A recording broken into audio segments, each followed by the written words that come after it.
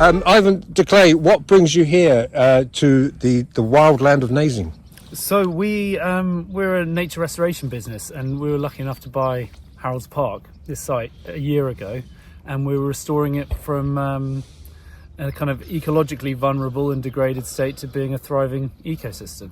So what's the timeline? What's the development here? Well, the timeline is in perpetuity. We want this site to be in nature for the rest of time, really. That's our mission.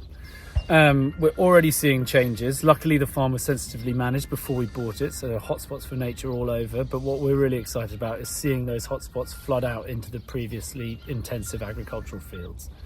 And so whilst we're seeing changes now, we'll see lots of changes in the next 5 years. And then over the next 20, 30, this place will be unrecognisable. In what way unrecognisable? Unrecognisable because it'll be covered in trees and scrub and birdsong and wildflowers. And so what you see at the moment, whilst it's beautiful, is largely just green grass. It's not particularly diverse. What we want to see is a whole range of different plants, species, mammals, birds, insects, and that's why it'll be unrecognisable. Because as I'm interviewing you on my eye line, I can see the M11 traffic. M25, actually. Is that the M25 traffic? I've got my bearings on, but I can certainly recognise the Shard in London when I see it. It's just over there. Yeah, exactly. So this is really important, isn't it? It's incredibly important. What many people in this part of the world don't realise, it's not necessarily Essex, but certainly down in London, is the amazing ecological asset of Epping Forest. And that's the forest over there behind us, and we want to add this as a continuation, branching into Essex, add this as a kind of an additional nature site, because nature is incredibly threatened, as we all know, and we have an opportunity to restore it here. And I've been running your Harlow for 12 years, and even in those 12 years, you know, we've seen the town change in ways and expand. Population gone by 10,000 from two censuses, 2011, 2021. So it's important we get the balance right. Yeah, it's incredibly difficult because, as we know, with the current government, you know, development and growth is key on the agenda. For us, you know, the housing crisis is real, the biodiversity crisis is real. So, as you say, it's about balance. And what we see an opportunity here is using some of the mitigation from developments to fund the work here.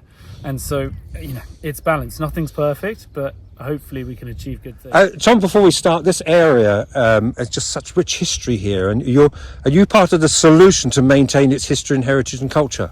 Absolutely, yeah. So we kind of really believe that it's not only kind of nature focused and people focused, but we've got to kind of respect the heritage of the site as well. So it's recognising that what we've inherited here is a site steeped in history, be it from more recent stuff like World War II, with gun turrets and pillboxes here, reaching right back to King Harold Godwinson. So Harold's Park is Harold's King Harold Godwinson from the Barry Tapestry 1066 fame.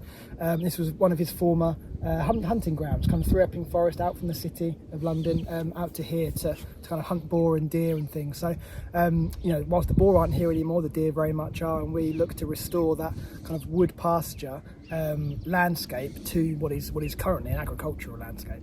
So that you've had an open day today. It's just finished, and thank you for your time. So what have been the questions that people have been asking? Any typical questions? Yeah, people are really interested in kind of what we're doing practically in terms of the first few years in order to get rewilding kind of going, because obviously the end game is that nature will kind of look after itself, and the abundance will come from that.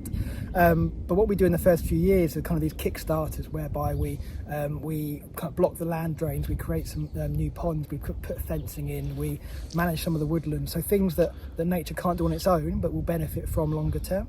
And another line of questioning is always about how we fund the work we do. So today's open day was geared around kind of the commerciality of nature restoration, and that's about carbon offset in some instances, biodiversity offset in some instances, kind of using money, both public and private, to create public good for people and for wildlife. So the people that came here today, when they go away, what did you want, and they're going away, what do you want them to think about, and what do you want them to email you about? Well, first and foremost, we're really keen to collaborate. What as far and wide as we can, really, with other interested sites, interested companies, kind of community groups, any kind of body that might want to support us or that we could support with their journeys as well. We're also really keen on kind of growing that network of people that we know. We're also looking for kind of commercial opportunities. So partners that can help fund us on our journey to fund restoring nature here, but restoring nature on other sites as well. And what is your job day to day here? Are you back here tomorrow, or what's that job? I have the kind of real privilege to be Nattergal's boots on the ground here every day.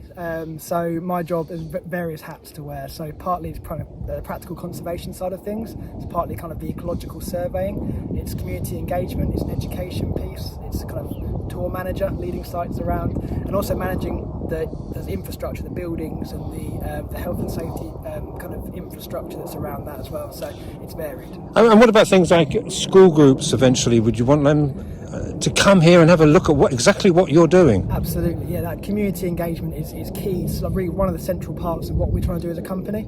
And this site, it will absolutely be a kind of ideal for that because it's a fairly urbanised area in the wider landscape. Lots of school groups, lots of kind of community groups that can come and enjoy nature and embrace nature on a site like this. Right now, we haven't quite got the infrastructure set up. It's kind of very much agricultural buildings and barns, so it's not suitable right now for school groups. The nature stuff very much could be, but we haven't got facilities, so we're working on that to be able to engage with those groups for sure.